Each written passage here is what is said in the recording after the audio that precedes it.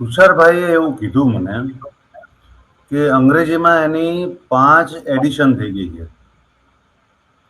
મરાઠીમાં એની બીજી કે ત્રીજી એડિશન 30મી જાન્યુઆરીએ થવાની છે અને બીજી ભાષાઓમાં અનુવાદ ચાલી રહ્યા છે.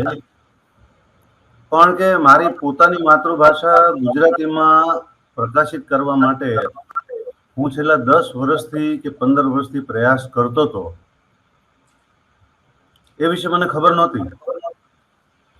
પણ મને જ્યારે પહેલી વાર એ પબ્લિશ થયું ત્યારે એ સમયે હું પ્રકાશક નહોતો, પણ હું તરત જ મેં પુસ્તક ખરીદી કર્યું, કારણ કે સારું પુસ્તક આવે ને મારા રસનું આવે એટલે ખરીદ્યું.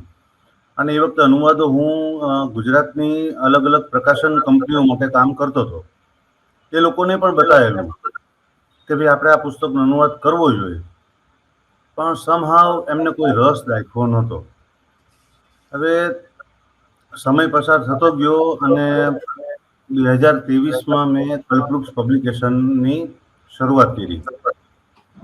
એટલે મેં તરત જ આ પુસ્તક તુષારભાઈને પૂછ્યું. મેં એમનો ફોન નંબર મને મળી ગયો હતો એક મિત્ર પાસેથી, અને એમને મને કીધું કે તમે કરજો તમ તારે થાય તો.